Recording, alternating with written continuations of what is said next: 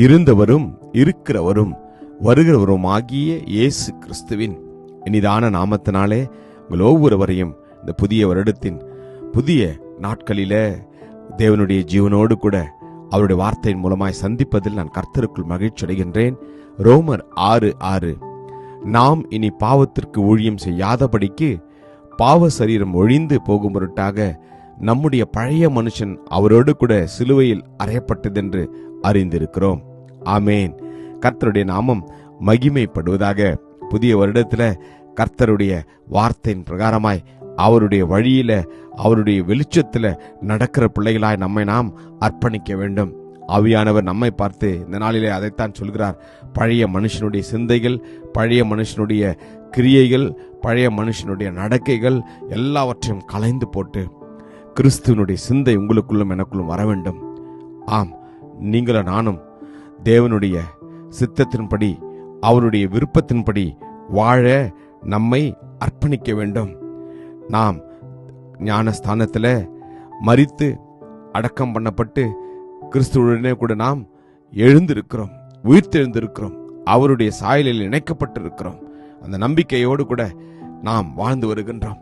இந்த நாளில பாவத்திற்கு ஊழியம் செய்யாதபடி, பாவத்தை திரும்ப செய்யாதபடி, பாவத்திலே நீங்களும் நானும் அதிலே தங்கி இராதபடி அதை விட்டு தேவனுடைய வார்த்தையின் பிரகாரமாய் அவருடைய வழியில அவருடைய சித்தத்தை செய்கிற புதிய மனுஷர்களாய் நம்மை நாம் அர்ப்பணிக்க வேண்டும்.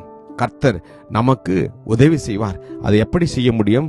பரிசுத்த ஆவியானவர் நமக்குள் தங்கி இருக்க வேண்டும். நம்முடைய சிந்தைக்குள், நம்முடைய சரீரத்திற்குள், நம்முடைய இருதயத்திற்குள் ஆவியானவர் தங்க வேண்டும். அப்பொழுதுதான் அவர் சகல சத்தியத்திற்குள்ளும் நம்மை நடத்த முடியும். இந்த நாளில நம்முடைய இருதயத்தை நாம் ஒப்பு கொடுப்போமா? கிறிஸ்துவோட கூட நீங்கள் நானும் மரித்தோம். ஆமேன். அவருடைய கூட நீங்கள் நானும் பிழைத்திருக்கிறோம் என்று நம்பிக்கை உங்களுக்குள்ள எனக்குள்ள வர வேண்டும். ஆம், நாம் அவரோடு கூட உயிரோடு எழுந்திருப்போம் என்றால் இனி நமக்கு மரணம் இல்லை என்று வேதம் சொல்கிறது. ஆமேன். அவர் வேதம் சொல்வது போல அவர் மரித்தது பாவத்திற்கென்று ஒரே தரம் மரித்தார். அவர் பிழைத்திருக்கிறது தேவனுக்கென்று பிழைத்திருக்கிறார். அப்படியே நீங்களும் உங்களை பாவத்திற்கு மரித்தவர்களாகவும் நம்முடைய கர்த்தராகிய இயேசு கிறிஸ்துவுக்குள் தேவனுக்கென்று பிழைத்திருக்கிறவர்களாகவும் எண்ணிக்கொள்ளுங்கள் என்று. ஆமேன். இந்த நாளிலே நாம் அர்ப்பணிப்போமா?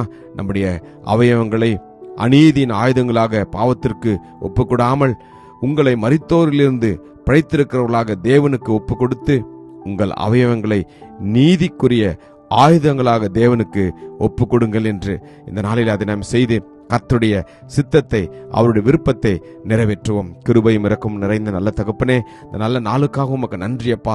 இனி நாங்கள் பாவத்திற்கு ஊழியம் செய்யாதபடி பாவ சரீரம் அப்பா ஒழிந்து போகும் பொருட்டாக எங்களுடைய பழைய மனுஷனை உம்முடைய பாதத்தில் அர்ப்பணித்து விடுகிறோம். இரத்த கோட்டைகளை ஒப்பு கொடுக்கிறோம். ஒவ்வொருவரையும் பரிசுத்த இரத்தத்தால் கழுவி பரிசுத்தப்படுத்துங்கப்பா. உம் சித்தத்தை செய்யும்படியே அர்ப்பணிக்கிறோம். இயேசுவின் நாமத்தில் ஜெபிக்கிறோம் ஜீவனுள்ள நல்ல தகப்பனே. ஆமேன். God bless you. Jesus loves you. Amen.